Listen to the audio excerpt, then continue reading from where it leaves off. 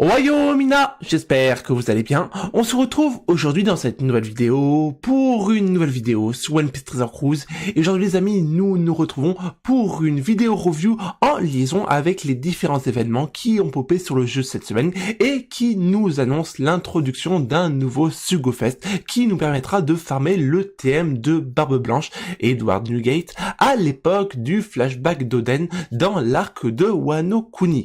Mais avant toute chose, n'oubliez pas de vous abonner à la chaîne si ce n'est pas déjà fait et de laisser un j'aime à la vidéo, ça ferait extrêmement plaisir et ça aiderait grandement au référencement de la chaîne. Bien, maintenant que tout cela est dit, nous allons pouvoir enchaîner dans le vif du sujet et commencer par s'orienter vers la petite case des avis. Let's go, c'est parti. Alors, voilà. Et voilà, alors voilà la petite bannière qui a popé aujourd'hui sur le jeu et du coup qui nous présente 3 nouvelles unités, donc une légende Luffy et 2 RR Nami et Yuri dans les bains de Wano Kuni, n'est-ce pas? Et alors, c'est un Sugo Fest qui est divisé en 3 parties différentes avec un taux d'obtention de légende équivalent à 7,5% et qui débutera le 13 janvier à 5h du matin pour se terminer le 29 janvier. À côté, en dessous, nous avons l'arrivée du fameux TM de Barbe Blanche qui nous permettra de passer le Barbe Blanche du PK en 5+, lors de la prochaine trésor, voilà. Et du coup, bah, on va avoir l'occasion, d'après ce que je vois, de combattre Zoro en tant qu'ennemi final. Ce qui est pas mal, ouais, pourquoi pas, ok, pourquoi pas. Et ce qui est assez, alors je sais pas du tout si c'est, j'ai même pas regardé en fait, j'ai même pas regardé si le Barbe Blanche était un STR ou non, mais je sais pas si c'est un STR ou non, il est marqué STR là du coup, donc pourquoi pas. On s'en fiche. Nous, on va aller faire la review du fameux batch. Alors, voilà. Et du coup, voilà. Le nouveau personnage exclusif au Sugo Fest, Luffy disponible uniquement lors du Sugo Fest des trésors, débarque avec voix intégrée. Donc oui, il faut mettre les choses dans leur contexte. Là, le Luffy, la légende Luffy, c'est un personnage exclusif au Sugo Fest des trésors. Et du coup, il sera pas dropable sur les autres portails, mais ça, on connaît un peu les bails. Et à côté de cela, on a effectivement Nami et Yuri qui débarquent en tant que personnages disponibles de la carte au trésor des personnages RR. Voilà, tout simplement, voilà, avec leurs stats élevées au maximum. Ensuite, du coup, on va aller un petit peu plus en bas pour, du coup, faire la revue du batch et commencer avec le Luffy qui est là. Voilà. Alors, un personnage de classe libre et cogneur avec du coup la capacité spéciale super type et l'opération du last tap, avec du coup des stats de base de 4734 en HP et du coup en attaque 2002 en level 99. Et lorsqu'on le passe au level 150, on monte à du 6601 et du 2803 pour ce qui est de l'HP et de l'attaque. Donc on va maintenant passer en revue sa Captain Ability. Tac, ensuite, donc réduire le temps de chargement des coups spéciaux de l'équipe de 1 tour au début de la quête, attaque x 5,25 environ, x 5,5 environ lorsque les cercles correspondent, x 5,75 environ avec des cercles TND et arc-en-ciel, que ces derniers sont avantageux, et HP x 1,5 pour les personnages de type QCK et les personnages de classe libre, attaque des autres personnages x 4,75 rend les cercles STR, Dex et TND avantageux pour l'équipe, restaure les HP à hauteur de x5 et les RCV du personnage à la fin du tour, et lorsque les HP restants descendent à 30% ou moins, active bain avec avant le banquet au début du prochain tour de l'équipe, ne s'active qu'une fois par quête au maximum. Aucun changement n'aura lieu le tour où le coup est lancé si l'effet est déjà actif par l'aptitude du capitaine. Alors, ce qui est bien, c'est que on nous présente une nouvelle compétence de Captain Ability, donc le bain avant le banquet, mais on ne sait pas du tout à ce à quoi elle va correspondre. C'est pas mal du tout, mais bon. On verra ça sur le tas, j'ai envie de dire. J'ose espérer qu'on va avoir l'occasion de la tester, parce que mine de rien c'est assez interrogatif, voilà. Quoi qu'il en soit, au niveau de son spécial, réduit la durée de lien des coups spéciaux de paralysie et de brûlure subis par l'équipe de 6 tours, restaure 30 000 HP, change les cercles BLK inclus des rangées super et inférieures en cercle arc-en-ciel, attaque x2 et immunité au changement de cercle allié ou ennemi. Si l'équipe bénéficie des effets de bonus de puissance lorsque le coup spécial est lancé, effet type des attaques normales des personnages de type QCK et des personnages de classe libre x 2,75 pendant un tour, des personnages de type QCK de classe libre x2 x 3 pendant un tour, et attaque des personnages de type QCK et des personnages de classe libre x 2,75 pendant un tour. Ok, pourquoi pas. Au niveau du coup de son super type, et mince, je me suis trompé. Son super type, voilà. Condition d'activation, lorsque l'équipe comprend au moins 2 personnages parmi la liste suivante. Donc Zoro, Nami, Usopp, Sanji, Franky, Brook, Jinbei, Yamato, Chopper, Nico Robin, Momonosuke, Kozuki Otama... Kozuki, j'ai sorti Kozuki Otama. Donc, Momonosuke, Kozuki et Otama. Ou lorsque les HP de l'équipe sont inférieurs ou égaux à 30%, les doubles personnages comptent pour 1. Et du coup, réduit la durée des liens de coups spéciaux subis par l'équipe de 6 tours. Donc, ça veut dire que 6 tours pour le super type et 6 tours pour le spécial, ça fait 12 tours. C'est pas mal du tout. Retarde tous les ennemis de 1 tour en ignorant leur effet de retard annulé, de immunité contre toutes les altérations d'état ou de immunité excepté contre certaines altérations d'état, dégâts infligés aux ennemis retardés x 1,75 pendant un tour, et renforce les personnages de type QCK en les transformant en personnages super type QCK. Ok. Et pour ce qui est de son super type, aucune condition requise, mais du coup, alors, augmente l'attaque de base en fonction du nombre de HP avec la durée, le début de l'attaque, avec plus 1000 pour 1 HP au minimum et avec plus 2500 au maximum pour 60 000 HP, peut se cumuler avec le coup spécial. D'accord, ok. Ok, donc là, moi, ce que je vois, c'est que c'est une unité qui est très axée sur la restauration des HP. On voit qu'il y a énormément de choses qui sont mises en avant avec les 30 000 HP restaurés, avec son spécial, avec le super type, le last tap, etc. Donc c'est une unité qui est véritablement axée sur la restauration d'HP. Ok, pourquoi pas. Ensuite, nous allons passer à Nami, qui a fait énormément polémique ces derniers jours avec les différents data downloads par rapport à son artworks, et je veux bien y comprendre parce que moi, je suis absolument pas fan du tout de l'artworks de Nami.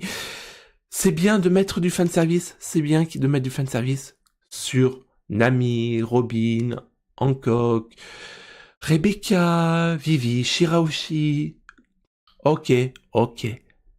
Mais qu'est-ce que fout Otama à poil sur l'artworks? Là, moi, je m'interroge sur les choix de la direction artistique de Bandai. Voilà. En tant qu'artiste, voilà, je le dis comme je le pense.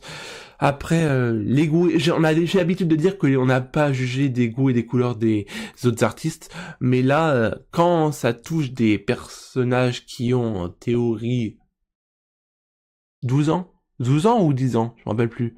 Bref. Moi, ça m'interroge. Bref, passons. Personnage de classe libre et ravageur, avec des statistiques de base montant à 3210 en HP et 1751 en attaque, et lorsqu'on la passe au level 150, elle monte à 4765 en HP et 2551 en attaque. Au niveau de son spécial, on va passer directement au spécial, réduit le temps de chargement des coups spéciaux de l'équipe de 1 tour au début de la quête, réduit la durée de désespoir de capitaine subi par l'équipe de 6 tours, change le cercle du personnage en arc-en-ciel, attaque x2 et immunité au changement de cercle allié ou ennemi.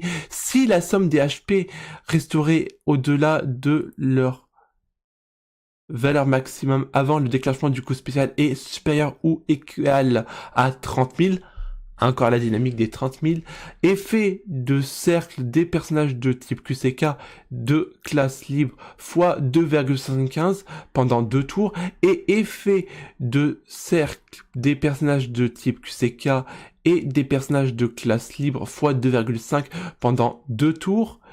Et si les HP de l'équipe sont inférieurs ou égaux à 10% lorsque le coup spécial est déclenché, attaque des personnages de type QCK de classe ravageur x 2,75 pendant 2 tours, et attaque des personnages de type QCK et des personnages de classe ravageur de x 2,5 pendant 2 tours. Ok, donc en fait c'est assez intéressant parce que si on a un solde d'HP supérieur à 30%, bah du coup l'Anami va privilégier de booster les personnages de classe libre, et si on a un seuil d'HP qui est en dessous de 30%, et bah Nami va booster les personnages de classe ravageur plutôt que les libres. Donc en partant du principe qu'il y a une différence de coefficient, c'est-à-dire que un côté on va avoir un booster équivalent à 2,75 et l'autre à 2,5. Ok, pourquoi pas, mais encore une fois, ce qu'on remarque, c'est que le personnage est axé pour les compétences en RCV, voilà. Alors, restauration de l'SRV égale du coup bonus de puissance, voilà. Ok, pourquoi pas. On va aller maintenant voir la Yuri. C'est dit Yuri? Oui, c'est Yuri. Alors voilà, même chose, encore une fois, l'artwork très très aguicheur. Ils ont oublié de mettre la fumée, les petits nuages et tout et tout. Ouais. Moi qui est habitué pour invoquer sur les artworks, et bah croyez bien que c'est pas sur ces artworks là que j'ai envie d'invoquer. Mais alors vraiment pas du tout. Alors, quoi qu'il en soit, personnage de classe libre et sabreur avec des statistiques de base montant à 3252 en HP et 1683 en attaque, et lorsqu'on la passe au level 150, elle monte à 4828 en HP et 2449 en attaque. Pour ce qui est de son spécial, soigne tous les poisons et annule les onomatopées dissimulées subies par l'équipe si le personnage a un cercle arc-en-ciel ou oie.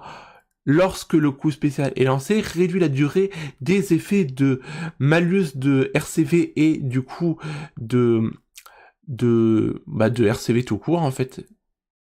Et de bonus de RCV, parce que du coup je cherchais à quoi ressemblaient les deux petites bulles vertes, mais en fait ça correspond au RCV qu'on gagne à chaque tour, donc ça réduit ça, subi par l'équipe de 6 tours, si la somme des HP restaurés au-delà de leur valeur maximale avant le déclenchement du coup spécial est supérieur ou égaux à 30 000, ajoute plus 1500, encore une fois la dynamique du RCV, 1500 à l'attaque de base des personnages de classe de type QCK et des personnages de classe libre et sabreur pendant 2 tours.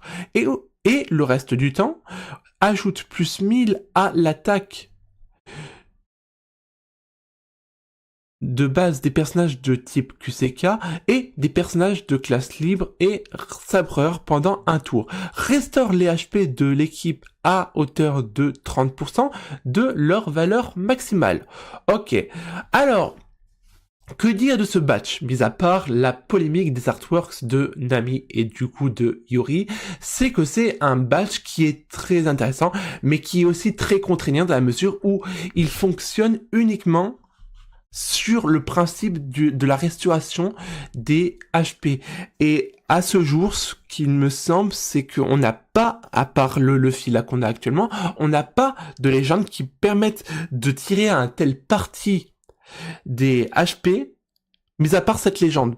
Donc c'est bien pour farmer le TM. Là-dessus, il y a absolument aucune ambiguïté.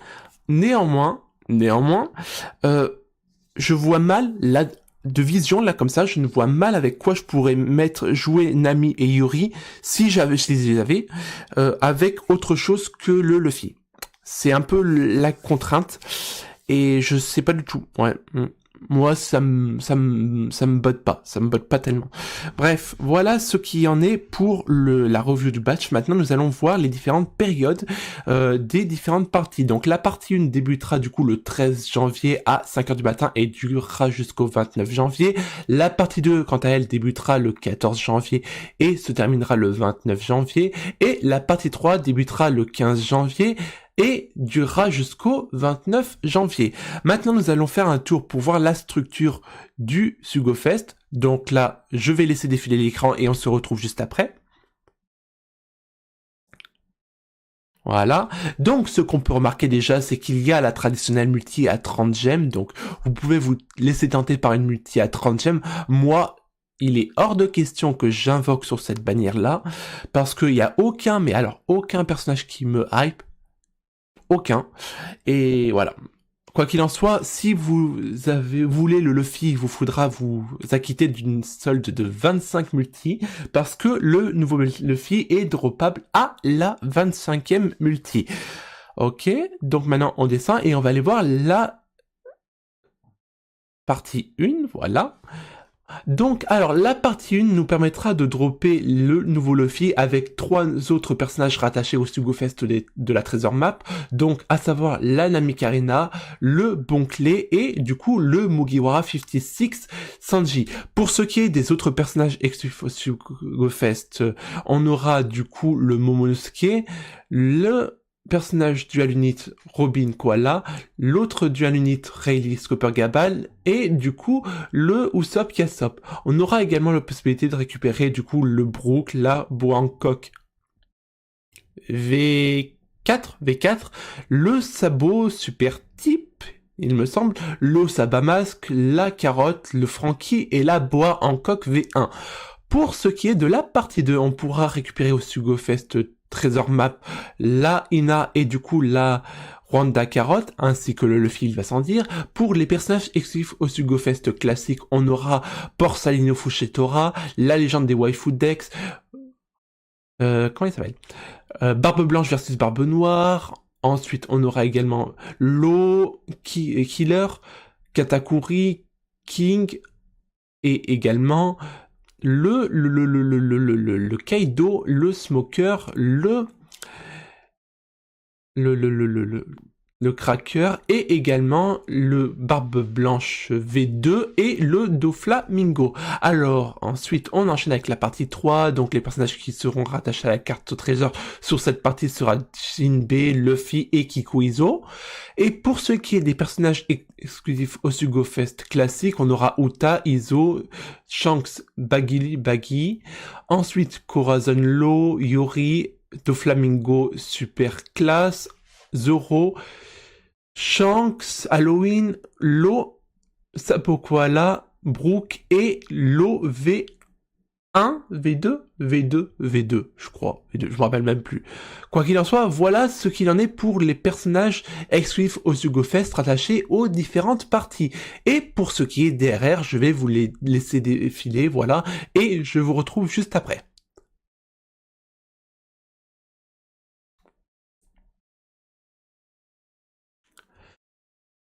Et voilà pour ce qui est de la review du nouveau SugoFest qui débutera demain sur le jeu. Donc voilà un peu à quoi correspond toute la dynamique autour de ce nouveau SugoFest. Donc est-ce que je recommande d'invoquer sur ce SugoFest ? Non, ça vaut pas la peine, si néanmoins vous souhaitez invoquer pour récupérer les nouvelles unités, moi je vous recommanderais de invoquer sur la partie 1 parce qu'il y a toujours la possibilité de récupérer la Namikarina qui est la légende masterclass au niveau du TM. Là-dessus, il y a absolument aucune ambiguïté, c'est la légende passe-partout à avoir si vous ne l'avez pas. Pour ce qui est des autres parties, moyen parce que il n'y a pas beaucoup de légendes qui sont intéressantes et qui sont mises en avant. Comme je vous l'ai dit, sur la partie 1, on a la chance de pouvoir récupérer la Namiki Arena, Momonosuke, on a également la possibilité de récupérer Robin Koala, qui est une excellente unité, et il me semble, je me rappelle plus, j'ai la mémoire d'un poisson rouge, mais quoi qu'il en soit, moi, la partie 1, c'est celle qui m'a le plus attiré l'œil. Pour ce qui est du reste, on va enchaîner avec du coup voir ce qu'il y a au niveau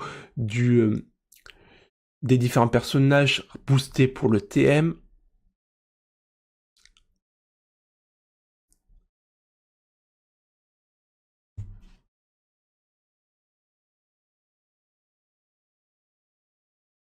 Donc forcément, le premier personnage qui sera boosté lors de ce TM, c'est la légende Luffy, avec un bonus de gain de points x2. Ensuite, on aura la Nami avec un bonus de points 2 x 1,8. Et ensuite, on aura Yori, qui sera avec un booster x8 également. Et on aura le Barbe Blanche. Eh oui, alors oui.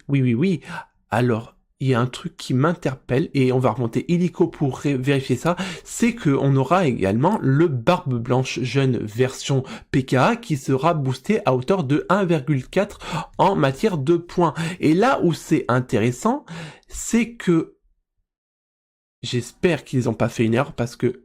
Ah non, c'est pas une erreur. Donc en fait, ce qui est assez intéressant, c'est que du coup, en super évoluant le Barbe Blanche du PK, il va passer du statut QCK au statut STR. Et vous savez quoi? Je me souviens d'un moment donné où il y a Bibo qui disait « Ne utilisez pas vos doublons de Barbe Blanche ». Et je pense à la réflexion qu'il faisait allusion à ça, parce que du coup on aura du coup un Barbe Blanche QCK et un Barbe Blanche STR. Ok, pourquoi pas, on va aller voir quand même ce qu'il fait, parce que je ne sais même pas ce qu'il fait ce Barbe Blanche. Ok, donc un personnage avec la capacité spéciale Super TND, d'accord. C'est quand même puissant au niveau de ses stats. 4248 en HP et 2000 en attaque. Et lorsqu'on le passe au level 150, il monte à 6097 et 2855 en attaque. Ah ouais, quand même pas mal. Ok. Alors, lorsque j'ai une spécial...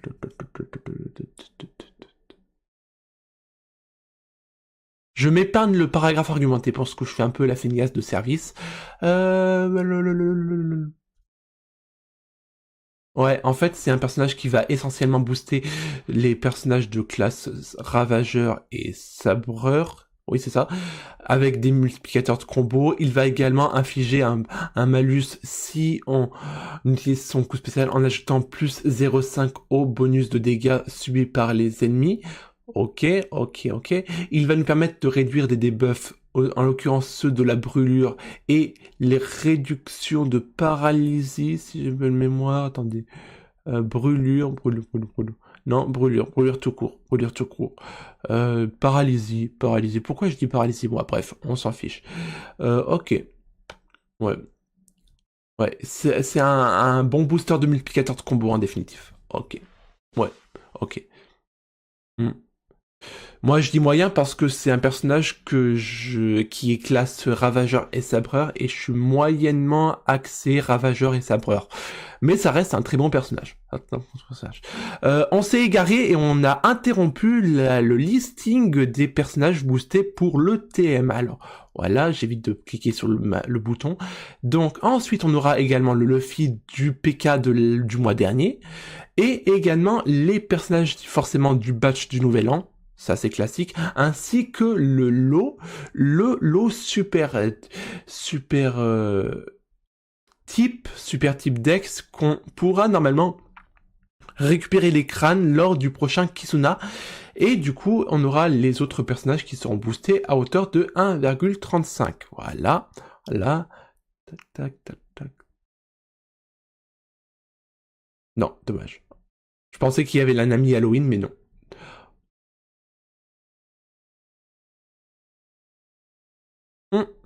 Voilà, on a terminé avec les personnages qui seront boostés pour la carte au trésor. Ok, pourquoi pas. c'est pas mal du tout. Ok. Et alors, avons-nous une autre news à voir? Oui, regardez ce qu'on a derrière, en dessous du Blitz. Tadam!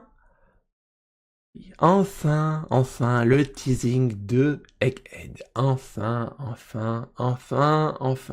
Ça veut probablement dire qu'on aura prochainement, au mois de février, les différents événements en liaison avec Cross Guild, avec Amazon Lily et avec Egghead. Et ça fait relativement plaisir.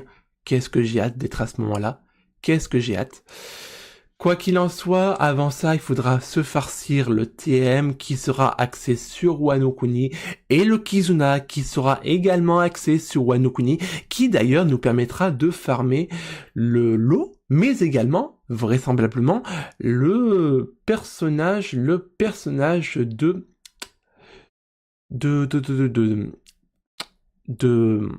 Kaido V2. Kaido V2, le Kaido super type QCK, on va aller le voir illico presto, qui va vraisemblablement obtenir sa 6+. Alors, le Kaido, c'est lequel on va être pas loin, on va le voir dans quelques instants. Normalement, on est chez les Dex, non merci, c'est pas le... Ah, le voilà. C'est ce Kaido qui va obtenir probablement sa prochaine 6+. Et... c'est un personnage qui est vraiment très intéressant, qui est vraiment très joué en PvP, donc pourquoi pas. Moi, j'avoue que je suis un peu divisé parce que j'aurais aimé avoir justement le Kaido Dex en 6+, parce que j'aime énormément jouer ce Kaido, le Kaido qui est là. Attendez, je vais vous montrer. Il est où Kaido, le grand champion? Il est là, je le vois, il est par là. Par là, il est là. Moi, j'aurais aimé que ça soit ce Kaido-là qui soit mis en 6+, en premier. C'est dommage, parce que moi, j'aime énormément ce Kaido. C'est le Kaido V1. Alors, des fois, je me demande pourquoi est-ce qu'il passe les V2 avant les V1 en 6+, surtout que c'est celle-ci l'unité la plus ancienne, et que quand on regarde son attitude de capitaine, bah, ça fait quand même un peu vieillot. Maintenant que du coup on a la NAO, on a du coup des boosters de puissance équivalents à x6. Ouais, moi j'aurais aimé avoir un personnage Kaido 6+. Voilà, mais bon, ça n'engage que moi. Bah écoutez, on arrive tout doucement à la fin de cette vidéo. Et du coup, on va se revoir là. J'espère que vous aurez passé un agréable moment en ma compagnie. Nous, on est amenés à se retrouver dans une prochaine vidéo. D'ici là, portez-vous bien. Et surtout les amis, n'oubliez pas l'essentiel. Jané!